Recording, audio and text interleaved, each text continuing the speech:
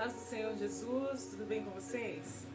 Bom, eu estou bem, graças a Deus. Acredito que os irmãos também estão, né? Porque o Senhor tem guardado as nossas vidas neste momento que nós estamos passando, né? De reclusão, onde o Senhor tem permitido essa situação na nossa vida para um trabalhar diferente, né? Para um propósito diferente com nós mesmos, com a nossa família, com a nossa fé.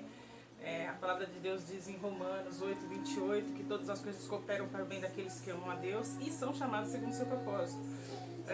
Então eu entendo essa palavra que todas as coisas, como diz a Bíblia, todas as coisas cooperam. Então eu entendo que esse momento agora que nós estamos reclusos, onde as portas das igrejas foram fechadas, né, dos comércios, onde nós realmente estamos sendo obrigados, né, a estarem trancados dentro de casa, isso não significa ser uma coisa ruim, pelo contrário, é um propósito de Deus para com a nossa vida, a nossa casa, a nossa família, com nós mesmos, né? Às vezes a gente tem tantos afazeres que a gente não para analisar nós mesmos, a nossa situação, né? É como a gente chega no culto e o pastor começa a ministrar, ou alguém está ministrando lá na frente e começa a dizer umas belas verdades, e a gente sempre dá um glória a Deus, aleluia, mas sempre lembrando que o vizinho faz aquilo, que o irmão, que a irmã, que o tio, que o primo faz aquele tipo de coisa, né, errada.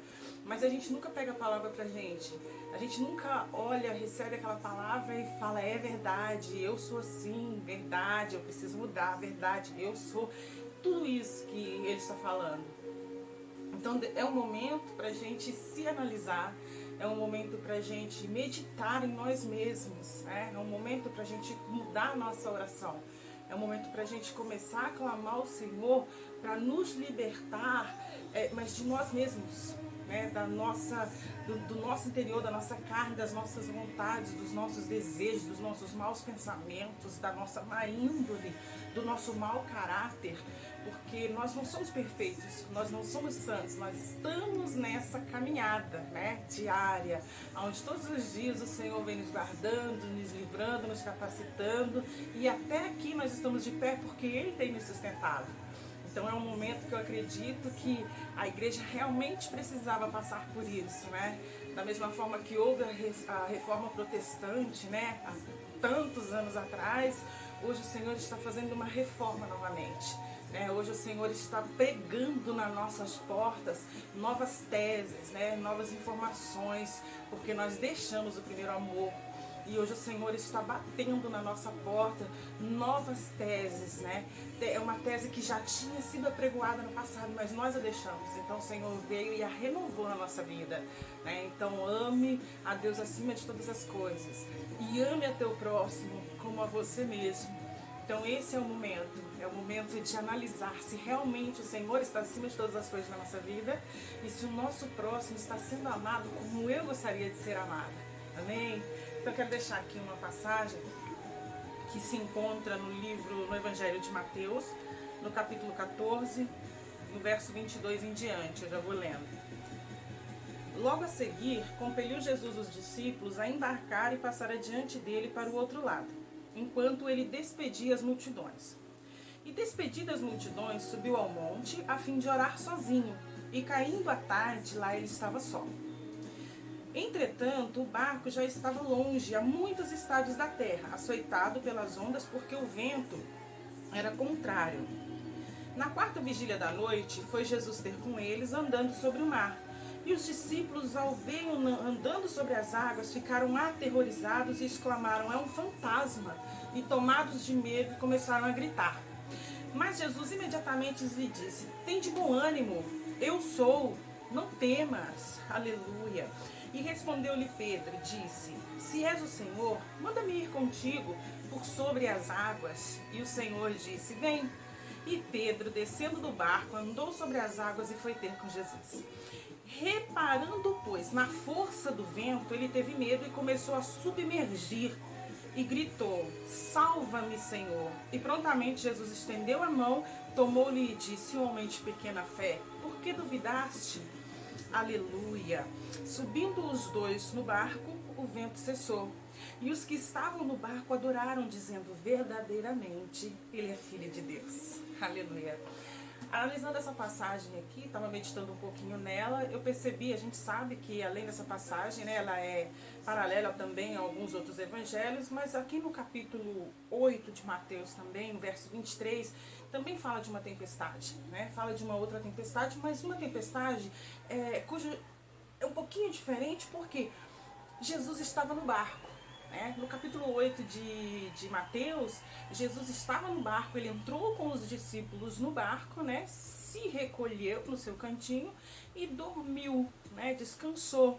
E durante esse período de descanso sobreveio uma tempestade naquele mar, a qual deixaram também os discípulos aterrorizados, a ponto deles desesperarem correr até o mestre, gritando para ele: Senhor, mestre, desperta, né? Nós vamos perecer. E o Senhor estendeu as suas mãos, acalmou a tempestade e todos se maravilharam, né? As pessoas gritavam: quem é este que até o mar e o vento lhe obedece? Então essa já foi um momento já que o Senhor já operou o seu poder. O Senhor há algum tempo já vinha caminhando com os discípulos, já vinha mostrando sinais de maravilhas, operando grandes milagres.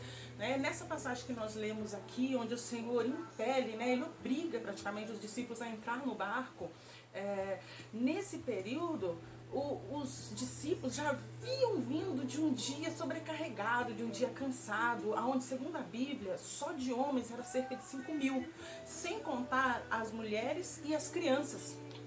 Glória a Deus.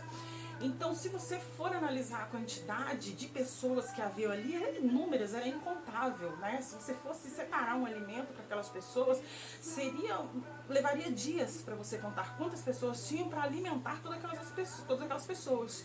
Mas naquele momento onde os discípulos, ainda assim, já conhecendo todo o poder do mestre, né? Já conhecendo uma boa parte do poder do mestre, ainda duvidaram e chegaram para ele e disseram: Senhor, despede essa multidão, porque esse povo vem nos seguindo, já está tarde, eles precisam comer, tem criança, tem mulher, né?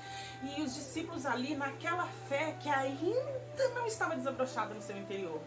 E o Senhor olha para eles e fala: o que a gente tem para comer?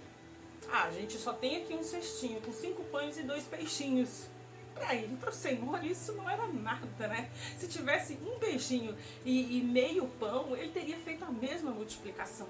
Mas os discípulos ainda não tinham entendido essa parte. Então, essa passagem, o que eu quero falar bastante com vocês é a questão da nossa fé, né? Do nosso caminhar com Jesus, mas não confiando plenamente em tudo que Ele pode fazer na nossa vida. Quantas vezes nós caminhamos com Jesus, nós vemos os milagres que Ele opera ao nosso redor, nas pessoas que estão ao nosso redor, né? Na igreja, em casa, no trabalho, né? Onde quer que seja, nós glorificamos a Ele cada vez que Ele faz algo tremendo, né? Sobre ao nosso redor, mas ainda assim não caem as barreiras que prendem a nossa fé de operar. Ainda assim nós tememos, ainda assim nós ficamos com o pé atrás, com receio de crer totalmente. Aleluia! E aqui o Senhor impele os discípulos para subir ao barco, eles sobem e naquele barco eles começam a andar na beira ali do mar, né? No caso seria um grande lago que ficava como se fosse uma depressão. Esse laguinho que a Bíblia fala ali, ele é um lago muito grande, mas cercado de rochas. Então isso fazia que, com todas as vezes que viesse uma tempestade, um vento, essa tempestade ela se localizasse ali naquele lugar por ser uma depressão. Assim, o vento ficava preso e agitava aquelas águas mais do que o normal. Pelas pesquisas que eu fiz, ainda hoje é assim, né? Quando surge uma ventania, uma tempestade, os barcos são impedidos de naufragar, de navegar ali por perigo de naufrágio. Então, hoje os barcos são mais equipados. Imagina naquela época, né? Pequenas naus. Então, Jesus falou para eles: vai no barco, vai adiante, porque eu preciso me retirar para orar. E o Senhor praticamente os obrigou a ir, porque ele precisava se retirar para olhar de longe como os discípulos iriam agir. O Senhor tinha acabado de fazer uma multiplicação tremenda, algo indescritível, algo que não foi narrado na história de qualquer outro profeta na história. Somente o próprio Filho de Deus poderia fazer uma coisa daquelas, alimentar uma multidão, milhares e milhares de pessoas, simplesmente com 5 pães e 2 peixes. Aleluia. E ainda diz a palavra de Deus que sobrou cerca de 12 cestos de comida, né, que poderia aquele povo depois levar para casa e continuar se alimentando. Aleluia. Então aqueles discípulos já tinham acabado de passar por mais um poderoso, um dos maiores milagres contados na história. E ainda assim eles estavam duvidando. Ainda assim não tinha caído do coração deles aquela barreira, né? Aquela barreira que transponde a fé. E o Senhor, ele pregou várias vezes sobre a fé somente para os discípulos.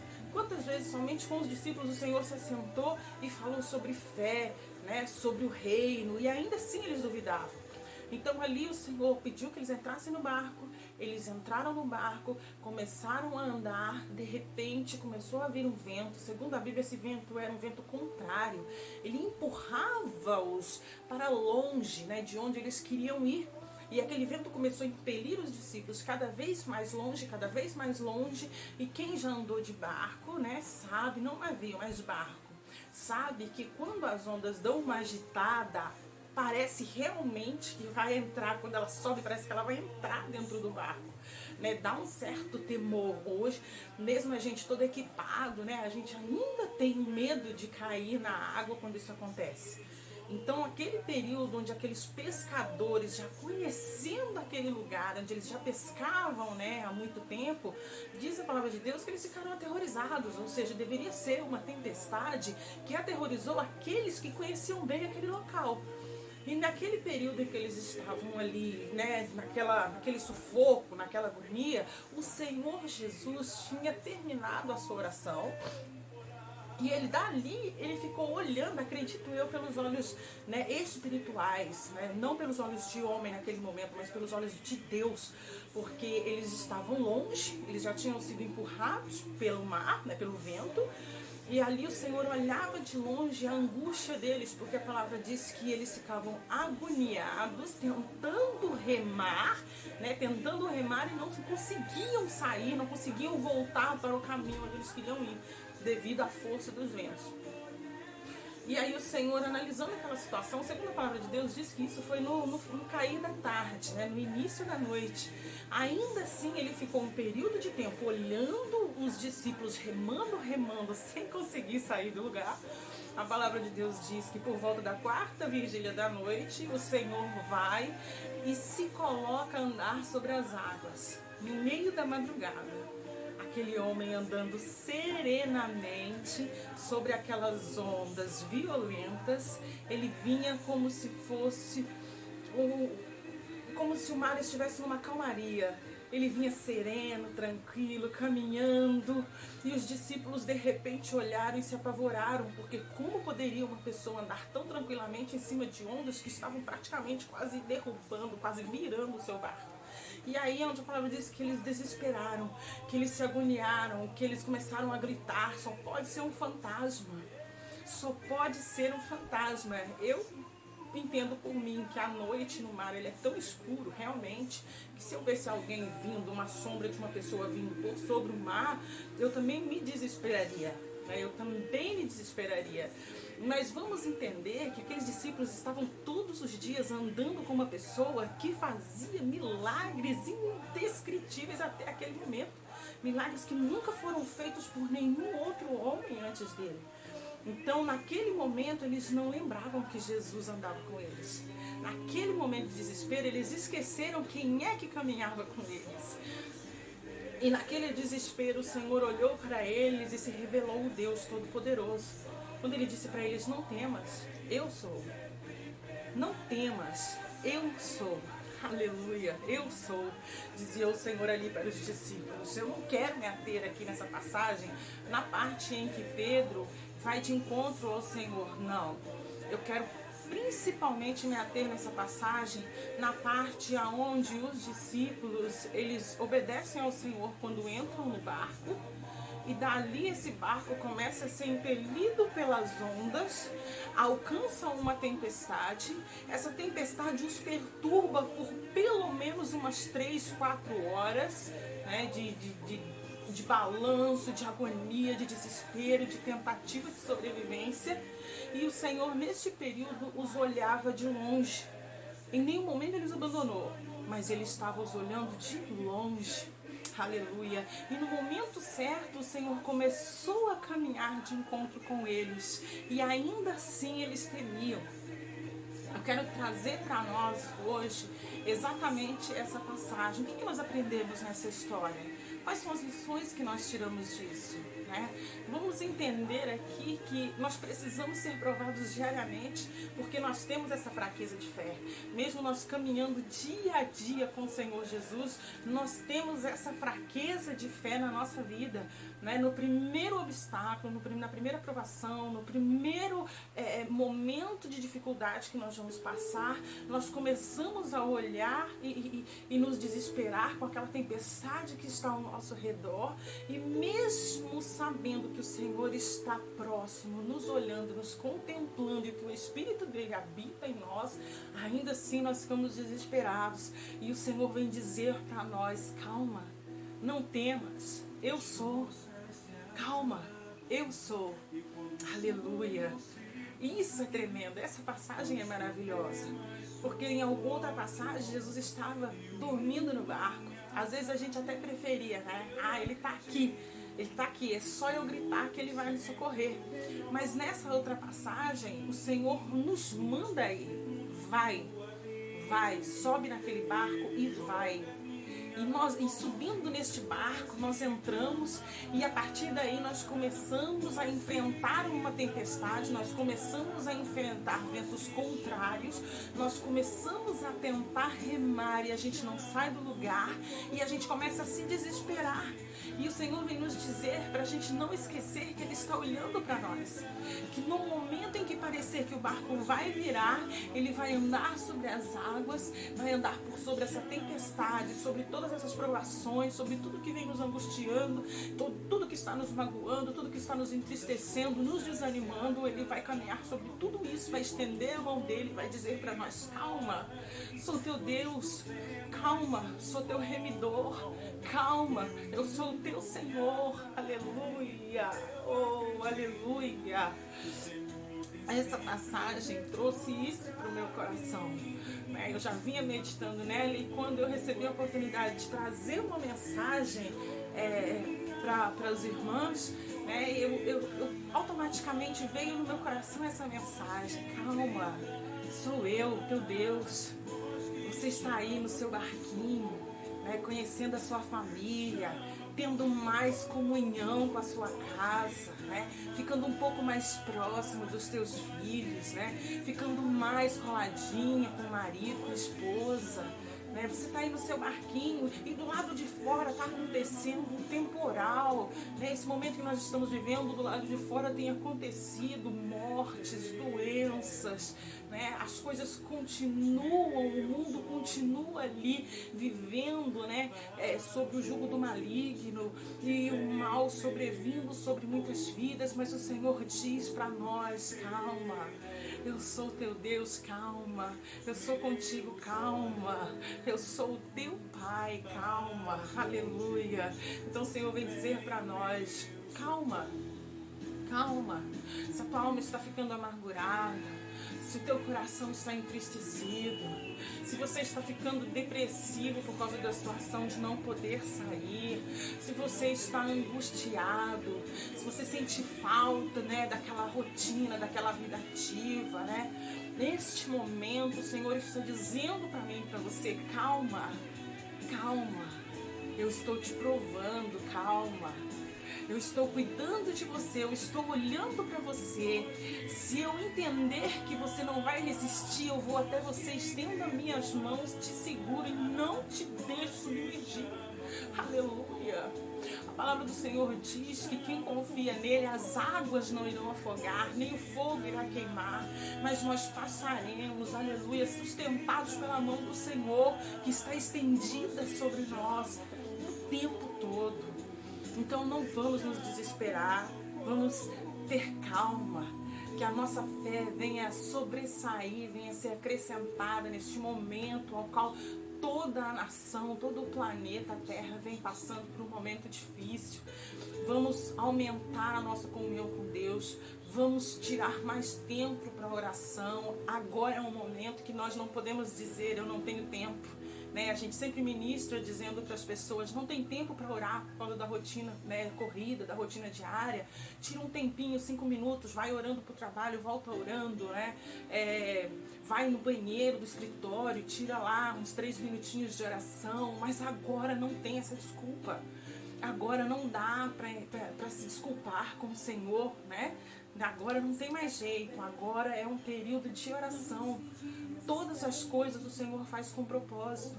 E o propósito deste momento que nós estamos passando é realmente de nos achegar mais ao Senhor e cumprir o primeiro propósito de Deus, que é fazer a missão dentro da nossa casa.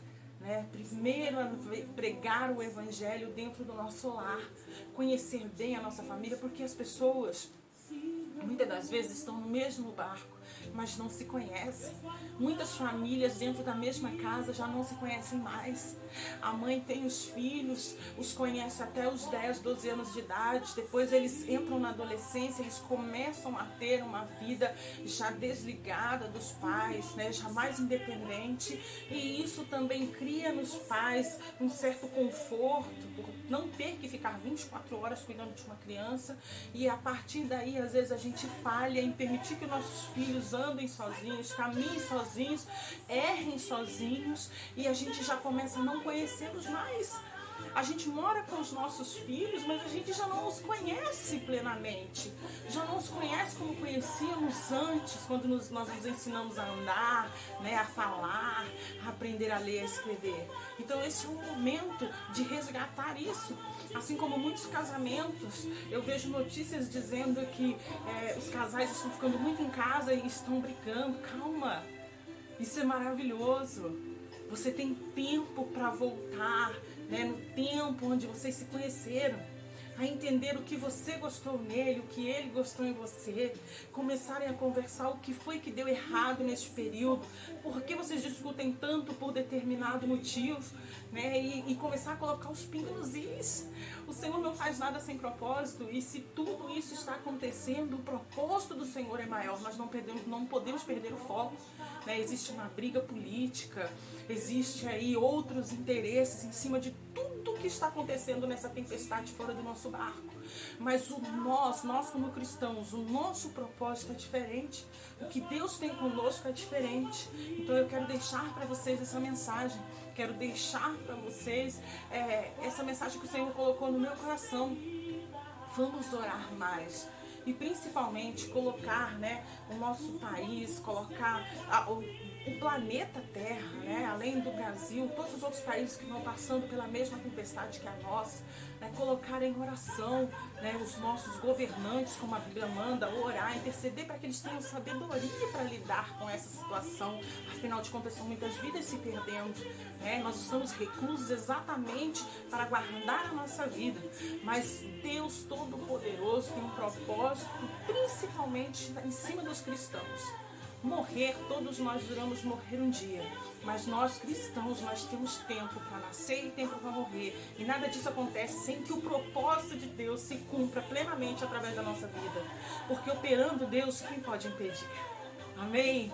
Então, irmãos, orem, busquem, clamem e não temas, deixa a tempestade. Vai navegando, vai clamando, vai adorando, vai cultuando, vai amando, cultuando com a sua família. Aleluia. Continue adorando ao Senhor da forma que dá para nós nesse momento. A gente já não pode mais, dar aquele abraço na entrada do culto, nem na saída, nem dar aqueles glórias avivados durante o culto, mas nós podemos estar acompanhando, Hoje nós temos a opção de ver, assistir, reassistir, anotar, No culto, de repente, a gente não dá para falar, peraí, pastor, repete, mas agora dá, tem a live lá, fica gravadinho, a gente pode ir lá com o tempo, não deu para assistir aquela hora, assiste mais tarde, anota tudo que achou interessante, Quer dizer, Deus tem cuidado de nós, Deus tem cuidado de nós, amém? Quero já agradecer a oportunidade e estar agradecendo ao Senhor por ser Deus na nossa vida e por nos sustentar até este momento. Tenho certeza que essa tempestade ela vai cessar no momento certo, mas até lá nós vamos adorar o Senhor. Amém? Deus abençoe.